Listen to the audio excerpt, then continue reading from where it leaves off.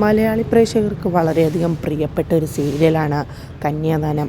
അമ്മ മരിച്ച ഒരു അച്ഛൻ 5 മക്കളെ വളർത്തിയ ഒരു കഥയാണ് സൂര്യ ചാനലിലൂടെ കന്യാദാനം എന്ന സീരിയലിൽ ആവിഷ്കരിച്ചിരിക്കുന്നത്. എല്ലാവർക്കും തന്നെ വളരെയധികം പ്രിയപ്പെട്ട ഒരു സീരിയലാണ്. ചുരുങ്ങിയ നാളുകൾ കൊണ്ടാണ് മലയാളി പ്രേക്ഷകരുടെ മനസ്സ് കീഴടക്കിയത്.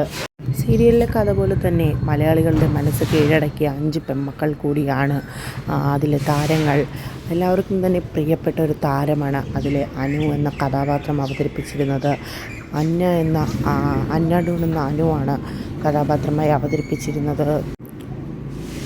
കഴിഞ്ഞ വർഷമാണ് സീരിയലിൽ നിന്ന് അനു പിന്മാറിയത്. വിവാഹശേഷമായിരുന്നു അന്ന സീരിയലിൽ നിന്ന് പിന്മാറിയത്. വിവാഹത്തിന് 1.5 മാസം മുൻപുള്ളപ്പോഴാണ് അനു സീരിയലിൽ നിന്ന് പിന്മാറുന്നത്.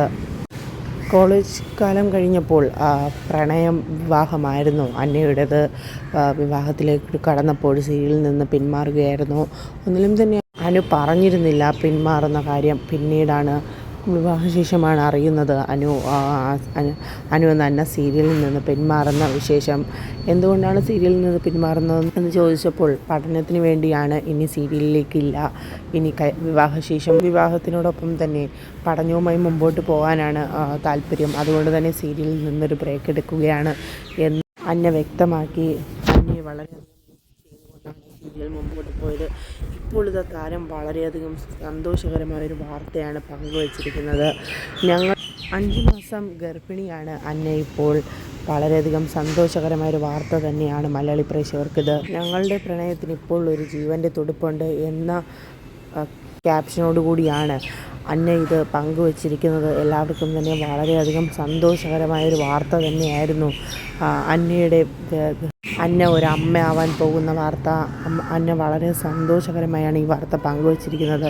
മലയാളി പ്രേക്ഷകർക്ക് എല്ലാവർക്കും തന്നെ സീരിയലിൽ നിന്ന് പിന്മാറിയതോടുകൂടി അന്നയെ മിസ് ചെയ്യുന്നുണ്ടായിരുന്നു. ഇപ്പോൾ ഈ സന്തോഷ വാർത്ത അറിയുന്നതിൻ്റെ സന്തോഷത്തിലാണ് മലയാളി പ്രേക്ഷകർ.